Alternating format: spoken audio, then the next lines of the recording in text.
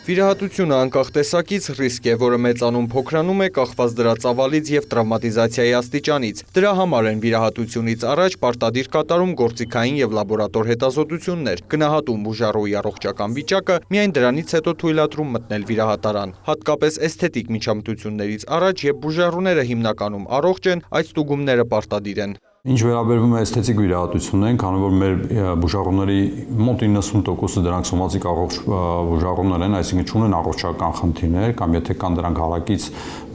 խնդիրներ են, ուշադրությունը գեր պետք է լինի, ավելի շատ պետք է լինի, քանի որ այսպեսի խոսք կա, եթե պացիենտը առողջ է եւ առողջ իր ոտքերով գալիս է վիրահատվելու, իր ոտքերով պետք է գնա տուն։ Ի տարբերություն էսթետիկ միջամտությունների, միկրովիրաբուժությունը միտված է առողջության բարելավմանը, կիրառվում է վնասվածքի, այրվածքի, պատահարի հետևանքով առաջացած խնդիրները շտկելու համար, իսկ էսթետիկ կամ գեղեցկացնող միջամտությունների միակ ցուցումը բուժառուի ցանկությունն է, բայց այս ոլորտում վեճերը շատ են։ Օրինակ, քթի պլաստիկ վիրահատությունից հետո որոշ բուժառուներ կարող են բողոքել, սպասում էինք այլ արդյունք, ստացանք այլ։ Եթե մենք նայում ենք էսթետիկ վիրահատություններից հետո առաջացած խնդիրները, դրանք նույնպես կարելի է տարանջատել հստակ կատարված սխալ վիրահատություն, որի հետևանքով առաջացել է արտաքին տեսքի աղավաղում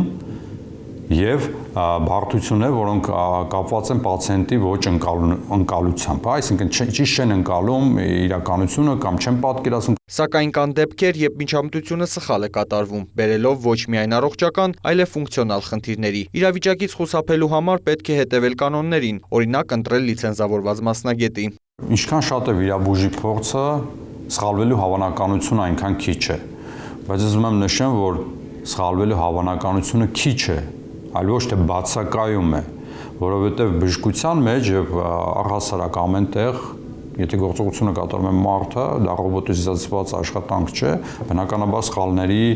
թույլատրելի տոկոս գոյություն ունի։ Բժշկի խոսքով անցանկալի հետևանքներից զերծ մնալու համար պետք է անցնել նախավիրահատական հետազոտություններ, վստահել բժշկին եւ երկար մտածել էսթետիկ շտկումների գնալիս։ Իդեպ մեր երկրում ավելի շատ կատարվում են քթի, մարմնի ուրվագծային դեֆորմացիաների, կրծքերի վիրահատություններ։ Արամ Մարանդյան, Հովհաննես Քյուրքչյան լուրեր։